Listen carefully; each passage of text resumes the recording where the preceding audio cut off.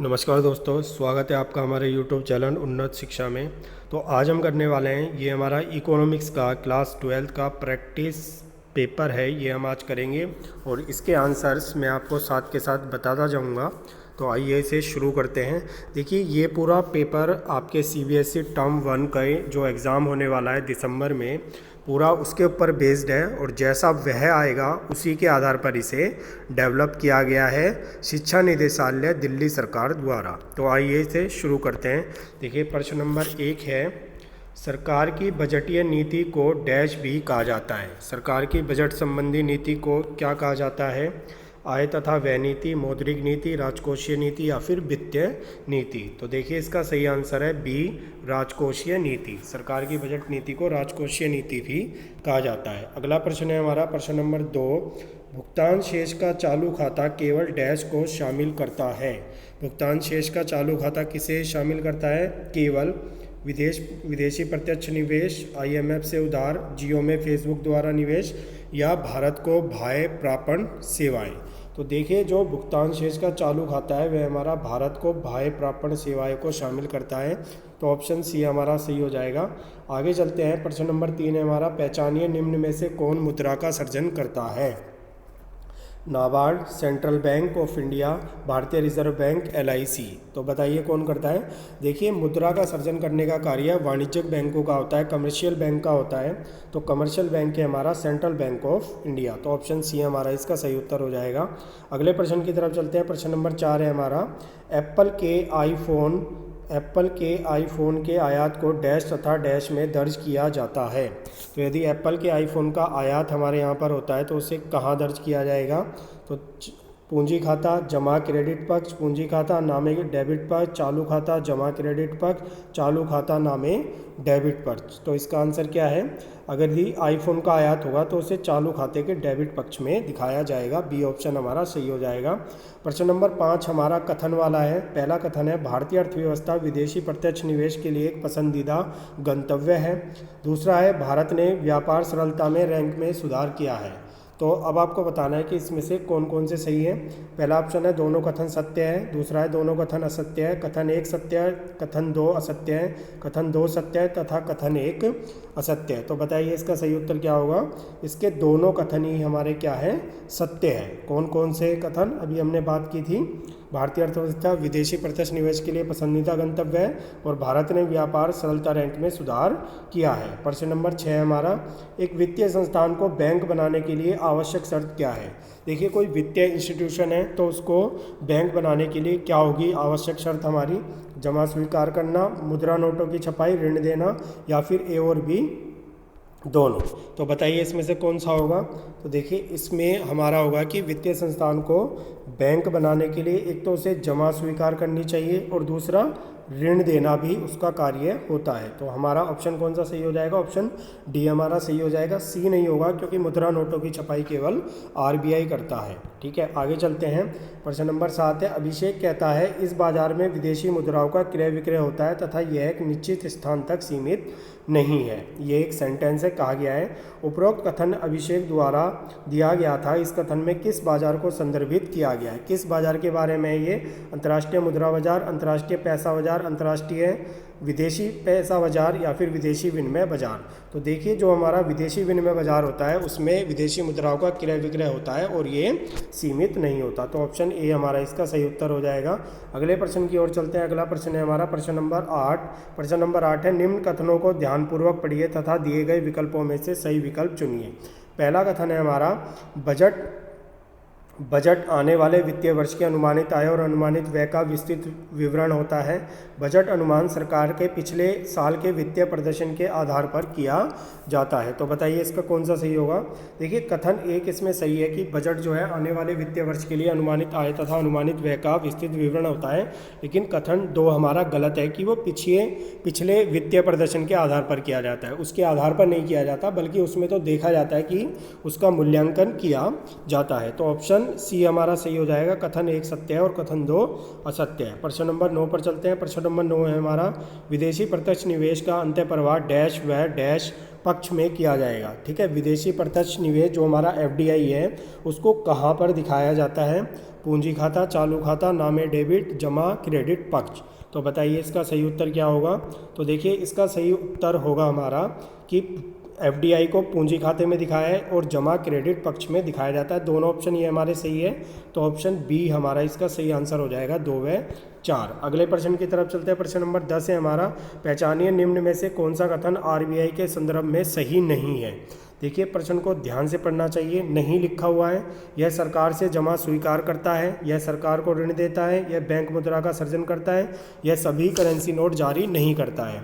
तो देखिए हमारा जो आरबीआई है वह करेंसी नोट जारी करता है, ठीक है, और सरकार को ऋण भी देता है, सरकार की जमाओं को स्वीकार भी करता है। तो गलत हमारा कौन सा है, गलत हमारा तीसरा है कि रिजर्व बैंक जो है मुद्रा का सृजन करता है। मुद्रा का सृजन रिजर्व बैंक नहीं अपितु वाणिज्यिक बैंक करते हैं। अगला प्रश्न है हमारा 11, राष्ट्रीय विकास परिषद की स्थापना डैश में की गई थी। राष्ट्रीय विकास परिषद की स्थापना डैश में की गई थी, कब की गई थी। तो इसकी स्थापना की गई थी 1952 में। बी हमारा सही उत्तर हो जाएगा। प्रश्न नंबर 12 है, स्वतंत्रता प्राप्ति की पूर्व संध्या पर भारतीय अर्थव्यवस्था के लक्षण के संदर्भ में निम्न में से कौन सा कथन सही नहीं है। तो देखिए हमें बताना है कि कौन सा सही नहीं है। पहला है, बाजार का आकार सीमित था, कृषि गतिहीन थी, कृषि आजीविका का मुख्य स्रोत थी, उल्लेखनीय उपलब्धियों वाले उद्योग उपस्थित थे। तो देखिए नहीं बताना है। तो बाजार का आकार सीमित था, कृषि गतिहीन भी थी और कृषि आजीविका का मुख्य स्रोत भी थी, उपलब्धि वाले उद्योग जो है उपस्थित नहीं थे। तो डी हमारा इसका सही उत्तर हो जाएगा। अगले प्रश्न की तरफ चलते हैं, ठीक है। अगला प्रश्न है हमारा प्रश्न नंबर 13। प्रश्न नंबर 13 है हमारा, निम्न में से कौन वैकल्पिक कृषि का उदाहरण नहीं है। कौन सा इनमें से वैकल्पिक कृषि का उदाहरण नहीं है। अपनी मंडी, हरदासपुर मंडी, राउथुमा बाजार और मदर डेयरी। तो देखिए ये तीनों जो है हमारे वैकल्पिक कृषि विपणन का उदाहरण है, जबकि मदर डेयरी उदाहरण नहीं है। तो डी हमारा सही उत्तर हो जाएगा। अगले प्रश्न की तरफ चलते हैं। प्रश्न नंबर 14 है हमारा, निर्धनता रेखा गरीब और गैर गरीब में भेद करती है, यह गरीब तथा अति गरीब में भी भेद करती है। तो बताना है कि इसके कौन से कथन हमारे सही है। तो देखिए निर्धनता रेखा गरीब तथा गैर गरीब में तो भेद करती है, लेकिन गरीब तथा अति गरीब में भेद नहीं करती। तो कथन 1 सत्य है तथा कथन 2 असत्य है। ऑप्शन सी हमारा सही हो जाएगा। आगे चलते हैं। प्रश्न नंबर 15 है हमारा, निम्न कथन को पढ़िए तथा अभिकथन ए तथा कारण ए, ठीक है, ये हमें पढ़ना है। तो अभिकथन है, मुद्रा आपूर्ति को नियंत्रित करने के लिए रेपो दर में वृद्धि की जाती है। क्रेडिट की राशनिंग में वह राशि और उद्देश्य निर्दिष्ट करना शामिल है जिसके लिए क्रेडिट दिया जाना है, ठीक है। तो अब बताना है कि कौन सा इसमें से हमारा सही होगा। तो देखिए मुद्रा आपूर्ति को नियंत्रित करने के लिए रेपो दर में वृद्धि की जाती है, ये हमारा सही है। क्रेडिट की राशनिंग में वह राशि जो उद्देश्य निर्दिष्ट करना शामिल है जिसके लिए क्रेडिट किया जाना, ये भी हमारा सही है, लेकिन ये इसकी व्याख्या नहीं है। तो अभिकथन ए तथा आर दोनों सत्य हैं और कारण आर की सही व्याख्या नहीं है। ऑप्शन बी हमारा इसका सही उत्तर हो जाएगा।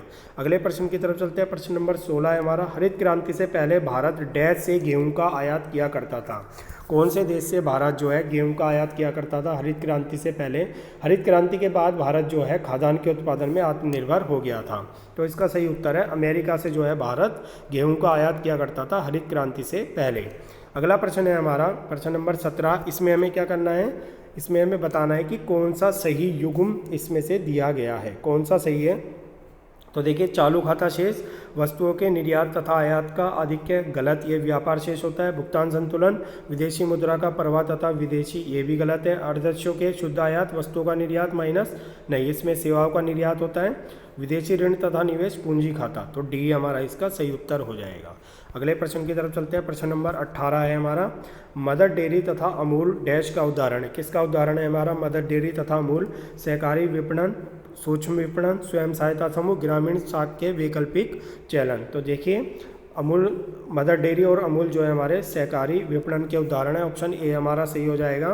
प्रश्न नंबर 19 है हमारा, निवारक औषधि डेंगू मलेरिया के विरुद्ध जागरूकता अभियान पर वह डैश का उदाहरण है। देखिए डेंगू और मलेरिया अभी भी बहुत फैल रहे हैं, तो इसके विरुद्ध जो जागरूकता अभियान चला होता है उसके व्यय को किसका उदाहरण जो है माना जाता है। तो देखिए उसके व्यय को क्या मानेंगे हम, राजस्व प्रकृति का उदाहरण हम इसको मानेंगे, ठीक है, राजस्व प्रकृति का उदाहरण है ये। अगला है हमारा प्रश्न नंबर 20, निम्न में से क्या निर्धनता मापन से संबंधित नहीं है। इसमें भी देखिए प्रश्न को हम ध्यान से देखेंगे, इसमें भी क्या लिखा है, नहीं है। तो निर्धनता रेखा, सेन सूचकांक, मासिक प्रति व्यक्ति उपभोग व जनसंख्या वृद्धि दर, तो इसका कौन सा नहीं है।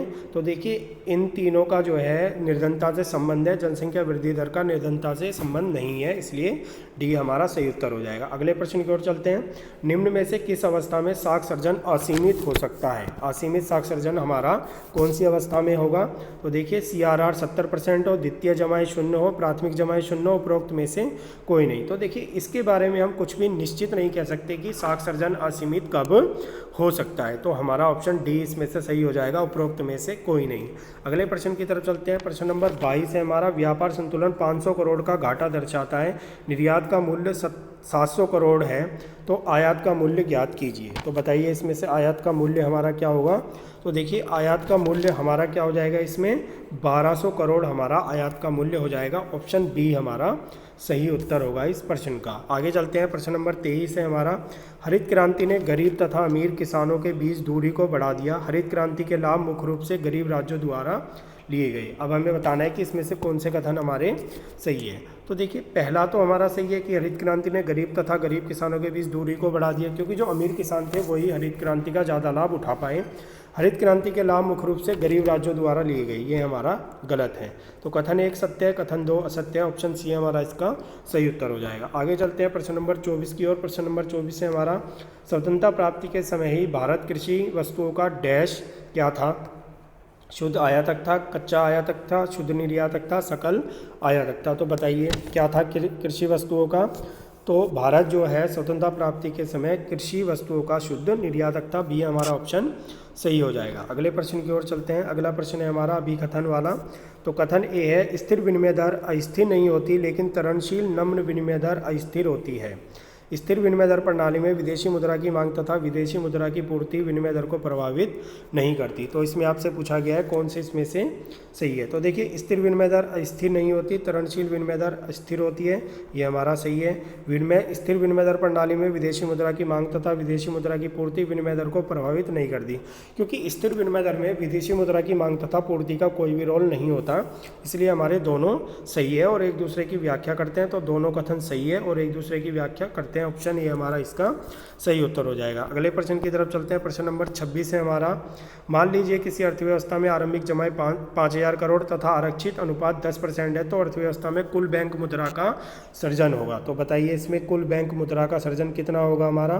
तो देखिए अगर 10% यहाँ पर दिया हुआ है आरक्षित अनुपात, तो कुल मुद्रा सृजन बताइए कितना होगा। कुल मुद्रा सृजन हमारा कितना होगा, यहाँ पे 50,000 करोड़ हमारा कुल मुद्रा सृजन हो जाएगा, क्योंकि 10% को आरंभिक जमा माना गया है। तो हम आगे चलते हैं प्रश्न नंबर 27 की ओर। प्रश्न नंबर 27 है हमारा, कथन ए, 1950-1990 पूर्व सुधार काल में खेती योग्य भूमि में कमी हुई, पैकेज नीति के कारण बंजर भूमि कृषि योग्य भूमि में परिवर्तित हो गई। तो बताना है इसमें से कौन से सही है हमारे। तो देखें इसमें जो कथन ए है ये हमारा क्या है, असत्य है कि खेती योग्य भूमि में जो है कमी हुई थी, लेकिन जो आर है पैकेज नीति के कारण बंजर भूमि कृषि योग्य भूमि में परिवर्तित हो गई, ये हमारा सही है। तो कथन ए असत्य है तथा कारण आर सत्य है। ऑप्शन डी हमारा इसका सही उत्तर हो जाएगा। अगले प्रश्न की तरफ चलते हैं। अगला प्रश्न है हमारा प्रश्न नंबर 28, निम्नलिखित में से गलत कथन को पहचानिए। ऑपरेशन फ्लड दुग्ध उत्पादन से संबंधित है, ये हमारा बिल्कुल सही है। कृषि का विविधीकरण ग्रामीण विकास में महत्वपूर्ण भूमिका निभा रहा है, ये भी हमारा सही है। स्वयं सहायता समूह गैर संस्थागत ग्रामीण साख का स्रोत है। तो बताइए हमारा कौन सा इसमें से सही है कि स्वयं सहायता समूह गैर संस्थागत ग्रामीण साख का स्रोत है, ये हमारा गलत है, क्योंकि ये ग्रामीण साख का स्रोत नहीं है। ठीक है, प्रश्न नंबर 29 की ओर चलते हैं। 29 हमारा कथन है, मानव पूंजी निर्माण एक स्थैतिक अवधारणा है, मानव पूंजी निर्माण के लिए सतत प्रयास तथा व्यय की आवश्यकता होती है। तो देखिए इसमें यदि हम देखें मानव पूंजी निर्माण एक स्थैतिक अवधारणा, स्थैतिक नहीं है, इसमें परिवर्तन हमेशा होता रहता है और मानव पूंजी निर्माण के लिए सतत प्रयास की आवश्यकता होती है, ये हमारा सही है। तो कथन ए असत्य है तथा कथन आर हमारा सत्य है, तो ऑप्शन डी हमारा सही हो जाएगा। प्रश्न नंबर 30 की ओर चलते हैं। प्रश्न नंबर 30 से हमारा एक टेबल दी गई है और पूछा है कौन सा युग्म इसमें से हमारा सही है। तो देखिए 20 सूत्रीय कार्यक्रम 1982 में नहीं आया था, नाबार्ड की स्थापना हुई थी। मनरेगा में 150 दिन का नहीं होता, 100 दिन का होता है, ठीक है। निर्धनता के आंकड़े भारतीय रिजर्व बैंक जारी नहीं करता। जनधन योजना 2014 में आई, ऑप्शन सी हमारा इसका बिल्कुल सही उत्तर हो जाएगा। अगले प्रश्न की तरफ चलते हैं। प्रश्न नंबर 31 है हमारा, निम्न कथनों में से पहचानिए जो निर्धनता के संदर्भ में सत्य नहीं है। नहीं पूछा है। निर्धनता आंकड़े NSSO द्वारा जारी किए जाते हैं, बिल्कुल सही है हमारा। निर्धनता के आंकड़े योजना आयोग द्वारा जारी किए जाते हैं, सही है। निर्धनता की पहचान निर्धनता रेखा के आधार पर होती है, सही है। ग्रामीण क्षेत्र के लिए कैलोरी की मात्रा 2100 है, ये हमारा गलत है, ठीक है। तो गलत को हमने पहचान लिया है। अगला प्रश्न है हमारा 32 है हमारा, आर्थिक सुधार काल में सेवा क्षेत्र की वृद्धि दर डैश से अधिक रही। मतलब किसमें जो है किससे अधिक रही थी, ये पूछा है किसमें अधिक रही थी। प्राथमिक क्षेत्र, कृषि क्षेत्र, विनिर्माण क्षेत्र या फिर उपरोक्त सभी। तो देखिए आर्थिक सुधार काल में प्राथमिक क्षेत्र, कृषि क्षेत्र तथा विनिर्माण क्षेत्र सभी के अंदर सेवा क्षेत्र की विनिमय दर जो है अच्छी रही थी, तो डी हमारा सही उत्तर हो जाएगा। प्रश्न नंबर 33 है हमारा, कथन ए, ब्रिटिश काल में कृषि उत्पादन तथा कृषि उत्पादकता अति न्यून थी। ब्रिटिश सरकार ने टेरेस कृषि तथा सिंचाई सुविधा के लिए निवेश किया था।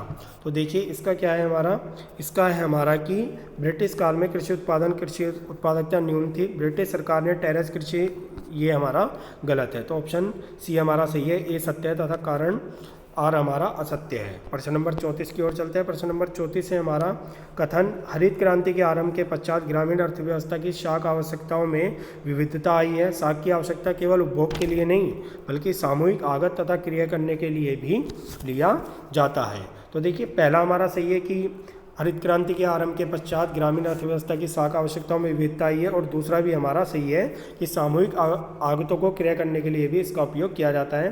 तो दोनों कथन हमारे सही है, ऑप्शन ए हमारा इसका सही हो जाएगा। आगे चलते हैं। आगे हमारा प्रश्न नंबर 35, निम्न कथनों को ध्यानपूर्वक पढ़िए तथा दिए गए विकल्पों में से सही विकल्प चुनिए। शाक सर्जन बैंक मुद्रा सर्जित करने की प्रक्रिया है। बैंक मुद्रा का सर्जन द्वितीयक जमाओं के द्वारा होता है। तो देखिए पहला बिल्कुल सही है, शाक सर्जन मुद्रा सर्जित करने की प्रक्रिया है और बैंक मुद्रा का सर्जन द्वितीय जमाओं द्वारा किया जाता है, ये भी सही है। तो ऑप्शन ए हमारा सही हो जाएगा, दोनों कथन सत्य है। प्रश्न नंबर 36 है हमारा, निम्न में से कौन सा कथन सत्य नहीं है। इसमें भी देखिए नहीं पूछा गया है। स्वतंत्रता प्राप्ति के समय व्यावसायिक ढांचा कृषि के पक्ष में था, ठीक है। आगे हमारा स्वतंत्रता प्राप्ति के समय जीवन प्रत्याशा 69 वर्ष थी, यही हमारा क्या है, गलत है। रेलवे का आरंभ 1850 में हुआ, सुएज नहर को 1869 में ही खोला गया और स्वतंत्रता प्राप्ति के समय व्यावसायिक ढांचा कृषि के पक्ष में था। ये जो स्वतंत्रता प्राप्ति के समय जीवन प्रत्याशा है ये 69 वर्ष नहीं बल्कि 32 वर्ष थी, तो यही हमारा गलत है। आगे चलते हैं प्रश्न नंबर 37 पे। कथन ए है हमारा, जब वस्तुओं तथा सेवाओं का शेष विश्व से आयात किया जाता है तो उनको भुगतान शेष के पूंजी खाते में दर्ज किया जाता है। इन आयातों के कारण घरेलू मांग में कमी आती है। तो बताइए इसका क्या होगा। तो देखिए हमारा जो ए है, जब वस्तुओं तथा सेवाओं का शेष विश्व से आयात किया जाता है तो उसको पूंजी खाते में दर्ज किया जाता है, ये हमारा गलत है, ठीक है। और अगला है हमारा, इन आयातों के कारण घरेलू मांग में कमी आती है, ये हमारा बिल्कुल सही है। तो कथन ए हमारा सत्य है, कथन आर हमारा सत्य, ऑप्शन डी हमारा इसका सही उत्तर हो जाएगा। अगले प्रश्न की तरफ चलते हैं। 38 डैश तथा डैश आरबीआई द्वारा जारी नहीं किए जाते। क्या क्या आरबीआई द्वारा जारी नहीं किया जाता। तो देखिए हमारा जो है इसमें 1 रुपये का नोट और सिक्के जो है वो आरबीआई द्वारा जारी नहीं किए जाते, तो ऑप्शन ए हमारा इसका सही हो जाएगा। आगे चलते हैं प्रश्न नंबर 39 की ओर। प्रश्न नंबर 39 है, किसानों को उनकी फसलों का उचित दाम नहीं मिलता था, वहाँ उचित कृषि विपणन का अभाव था। तो बताइए कौन कौन सा इसमें सही है। तो देखिए इसमें हमारे किसानों को उनकी फसलों का उचित दाम भी नहीं मिलता था, कृषि विपणन का अभाव था, तो दोनों ए तथा आर सत्य है तथा ए की सही व्याख्या करता है, तो ऑप्शन ए हमारा सही हो जाएगा। प्रश्न नंबर 40 है हमारा, कथन ए, कृषि आय तथा उत्पादकता को बढ़ाने के लिए कुशल तथा प्रभावी ग्रामीण साख प्रणाली अति महत्वपूर्ण है। आधुनिक कृषि तकनीक को अपनाने के लिए बाजार से आगतों का क्रय करना पड़ता है। तो देखिए इसमें हमारा क्या है कि कृषि आय तथा उत्पादक को बढ़ाने के लिए एक कुशल तथा प्रभावी ग्रामीण साख प्रणाली अति महत्वपूर्ण है, ये हमारा गलत है। जबकि आधुनिक कृषि तकनीक को अपनाने के लिए बाजार से आगतों का क्रय करना पड़ता है, ये हमारा बिल्कुल सही है। तो हम देखेंगे कि ए असत्य है और आर हमारा सत्य है, तो ऑप्शन डी हमारा सही उत्तर हो जाएगा। अगले प्रश्न की तरफ चलते हैं। प्रश्न नंबर 41 है, मांग जमाएं मुद्रापूर्ति का भाग नहीं होती। मांग जमाओं में उपलब्ध राशि को वस्तुओं तथा सेवाओं के क्रय के लिए प्रयोग किया जा सकता है। तो देखिए पहला हमारा बिल्कुल सही है, मांग जमाएं मुद्रापूर्ति का भाग नहीं होती और मांग जमाओं में उपलब्ध राशि को वस्तुओं तथा सेवाओं के लिए प्रयोग किया जा सकता है, ये भी हमारा सही है। तो दोनों कथन ए तथा आर सही है, ठीक है, और आर जो है कथन ए की सही व्याख्या करता है, ऑप्शन ए हमारा इसका सही उत्तर हो जाएगा। प्रश्न नंबर 42 की तरफ चलते हैं। 42 से हमारा कथन एक, निर्धनता रेखा से नीचे वाले लोगों को निर्धन कहा जाता है, बिल्कुल सही है। रोजगार अवसरों की कमी निर्धनता का एक कारण है, तो ये भी हमारा बिल्कुल सही है। तो दोनों कथन हमारे सही है, ऑप्शन ए हमारा सही हो जाएगा। अगले प्रश्न की ओर देखिए, निम्न में से किसका संबंध मानव पूंजी निर्माण से नहीं है? मानव पूंजी निर्माण से किसका संबंध इनमें से नहीं है? मानव पूंजी भौतिक पूंजी की उत्पादकता में वृद्धि करती है। शिक्षा मानव पूंजी निर्माण का एक महत्वपूर्ण कारक है, सही है। मानव पूंजी निर्माण तथा मानव विकास एक ही है, क्या ये हमारा सही है? ये हमारा सही नहीं है, इसलिए यही हमारा सही उत्तर हो जाएगा। आगे चलते हैं प्रश्न नंबर 44 पे। यदि भुगतान शेष के चालू खाते में घाटा है तो व्यापार शेष डैश होगा। यदि भुगतान शेष के चालू खाते में घाटा है तो व्यापार शेष क्या होगा हमारा, बताइए। तो व्यापार शेष जो है वो हमारा अधिशेष भी हो सकता है और घाटे का भी हो सकता है, सी हमारा सही उत्तर हो जाएगा। प्रश्न नंबर 45 है हमारा, भारत सरकार ने निर्धनता उन्मूलन के लिए अनेक रोजगार सृजन कार्यक्रम चलाए हैं। रोजगार रहित विकास के कारण निर्धनता में कोई विशेष कमी नहीं आई है। तो देखिए इसका हमारा पहला भी सही है कि निर्धनता उन्मूलन के लिए सरकार ने कार्यक्रम चलाए हैं और रोजगार रहित विकास के कारण निर्धनता में कोई विशेष कमी नहीं आई है, तो ये ऑप्शन हमारा सही हो जाएगा कि दोनों कथन सत्य है। आगे चलते हैं प्रश्न नंबर 46 की ओर। भुगतान संतुलन एक वर्ष में एक देश के नागरिकों तथा सरकार के द्वारा शेष किए गए आर्थिक लेन देनों का विस्तृत विवरण है।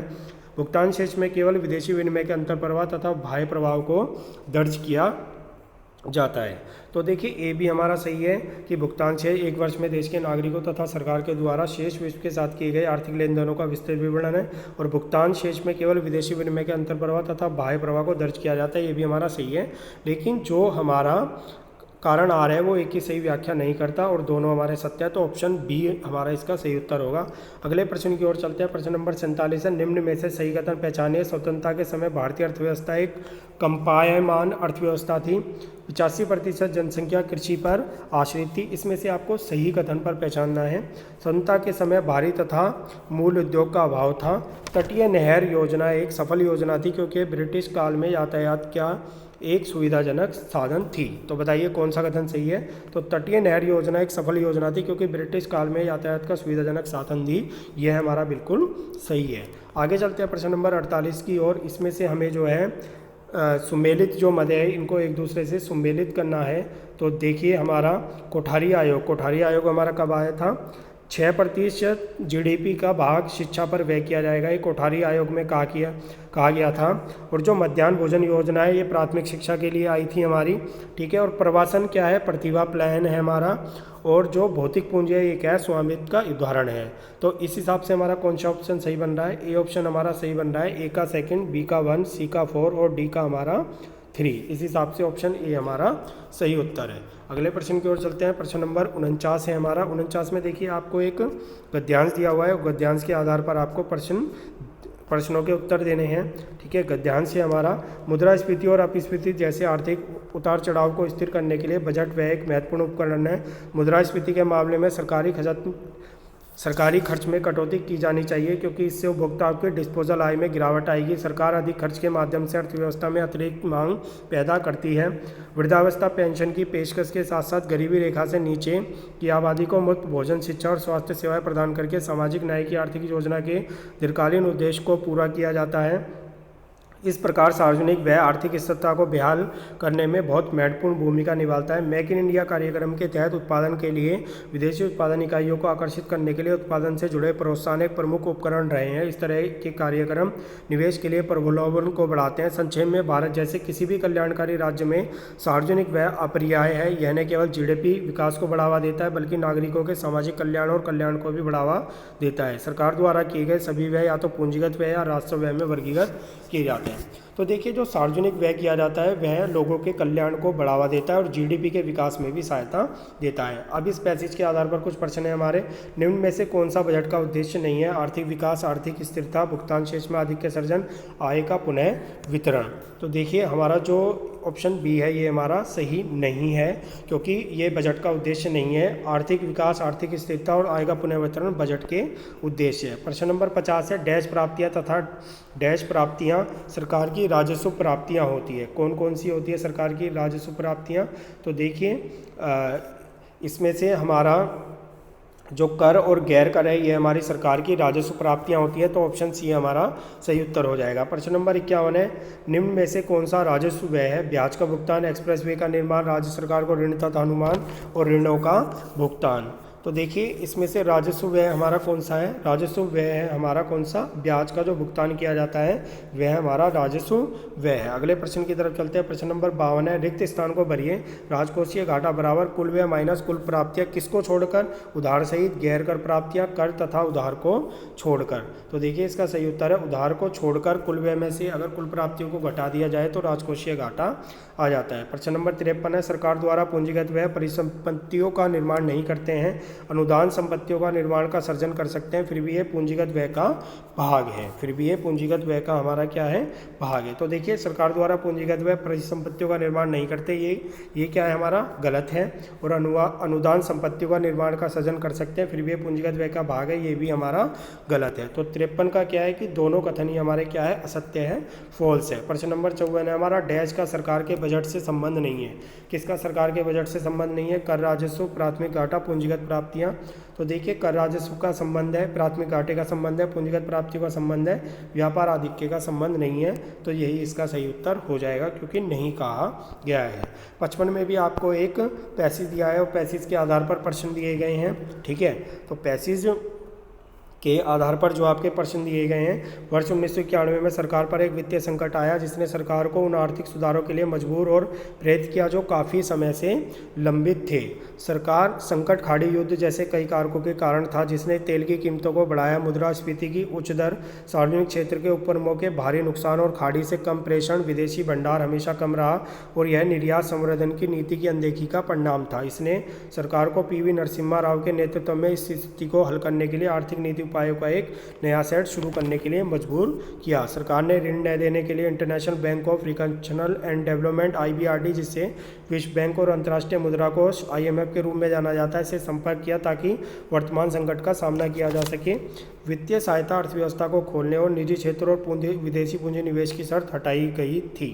ठीक है, नीति में अब जो 1991 की आर्थिक नीति लाई गई, नीति में ऐसे उपाय थे जो शीर्षकों के अंतर्गत आते थे। स्थिरीकरण के उपाय और संरचनात्मक सुधार के उपाय जो अर्थव्यवस्था की दशा में सुधार करते हैं और विभिन्न आर्थिक क्षेत्रों में कठोरता को दूर करके अंतर्राष्ट्रीय प्रतिस्पर्धात्मक को बढ़ाते हैं।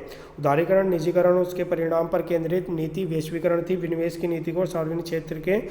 तो देखिए ये जो पैसेज है ये पूरा हमारे नई आर्थिक नीति जो आई थी 1991 में उस पर दिया गया है और इसके आधार पर कुछ प्रश्न है। आइए प्रश्नों को करते हैं। प्रश्न नंबर 55 है, भारत द्वारा किस वर्ष में नई आर्थिक नीति अपनाई गई है? तो इसका सही आंसर है हमारा ऑप्शन है 1991 में नई आर्थिक नीति अपनाई गई थी। प्रश्न नंबर 56 है हमारा, वित्तीय संकट सरकार की प्रतिबंधात्मक नीतियों का अंतिम परिणाम था। वित्तीय संकट के अल्पकालीन समाधान के लिए सरकार ने संरचनात्मक उपाय किए थे। तो देखिए इसका कथन एक तो हमारा सत्य है कि वित्तीय संकट सरकार की प्रतिबंधात्मक नीतियों का परिणाम था, अल्पकालीन समाधान के लिए संरचनात्मक उपाय अपनाए थे, ये हमारा गलत है। तो एक हमारा सत्य और दो हमारा सत्य है, ऑप्शन सी हमारा सही हो जाएगा। प्रश्न नंबर 57 है हमारा, भारत ने आर्थिक सुधार या नई आर्थिक नीति दबाव में अपनाई थी। भारतीय वित्तीय संकट का सामना करने के लिए आर्थिक सहायता अर्थव्यवस्था को खोलने की शर्त आई थी। तो बताइए इसमें से कौन कौन से सही है? तो देखिए भारत ने आर्थिक सुधार नीति, नई आर्थिक नीति दबाव में अपनाई थी। किसके दबाव में? IBRD यानी कि विश्व बैंक के और IMF के दबाव में अपनाई थी। और आर्थिक सहायता अर्थव्यवस्था को खोलने के साथ शर्त हमारी थी। तो दोनों हमारे सही है और R एक ही सही व्याख्या करता है, तो ऑप्शन ए हमारा सही हो जाएगा। प्रश्न नंबर 58 है हमारा, उपरोक्त पाठ तथा सामान्य ज्ञान के आधार पर निम्न में से गलत को चुनिए। 1991 में भारतीय अर्थव्यवस्था ने वित्तीय संकट का सामना किया। भारत ने वित्तीय संकट का सामना करने के लिए विश्व बैंक से ऋण लिया, ये भी हमारा सही है। आर्थिक सुधारों के बाद आयात प्रतिस्थापन को निर्यात प्रोत्साहन में बदला गया, ये भी सही है। संकट काल में भारत को खाड़ी देशों से बड़ी मात्रा में अंतरण प्राप्तियां हुई, ये हमारा गलत है। तो डी हमारा सही है क्योंकि गलत चुनना था। आगे हमारा प्रश्न नंबर 59 है, सुधार पूर्व काल में भारतीय उद्योग अधिक प्रतिस्पर्धात्मक तथा कुशल थे। सार्वजनिक उपक्रमों की हानियों को कम करने के लिए विनिवेश को अपनाया गया था। तो देखिए हमारा क्या है, इसमें सार्वजनिक उपक्रमों की हानियों को कम करने के लिए विनिवेश को अपनाया, ये सही है। लेकिन भारतीय उद्योग अधिक प्रतिस्पर्धात्मक थे और कुशल थे, ये गलत है। तो हमारा कथन 2 सत्य है, कथन 1 गलत है, तो डी ऑप्शन सही हो जाएगा। प्रश्न नंबर 60 है हमारा, आर्थिक सुधारों से पहले सार्वजनिक क्षेत्र का उपभोक्ताओं वस्तुओं जैसे ब्रेड, टेलीफोन आदि में भी एकाधिकार था। निजी क्षेत्र को लाइसेंस नीति से नियंत्रित किया गया था। तो देखिए हमारे ये दोनों ही कथन सही सत्य है कि सार्वजनिक क्षेत्र का उपभोक्ता वस्तुओं पर एकाधिकार था, निजी क्षेत्र को लाइसेंस से नियंत्रित किया गया था। तो दोनों हमारे सही है, ए और आर सही है और एक ही सही व्याख्या करता है, तो ऑप्शन ए हमारा इसका सही उत्तर हो जाएगा। तो देखिए अभी हमने ये पूरा प्रैक्टिस पेपर किया है, पूरे इसमें 60 प्रश्न है, सीबीएसई टर्म 1 पर आधारित है। यदि आपको वीडियो अच्छा लगा हो तो वीडियो को लाइक कीजिए और आगे इसी प्रकार के प्रैक्टिस पेपर के लिए हमारे चैनल को सब्सक्राइब कीजिए। आप हमारे चैनल की प्लेलिस्ट में जाकर इसी तरह के और भी प्रैक्टिस पेपर इकोनॉमिक्स और अन्य विषयों के देख सकते हैं।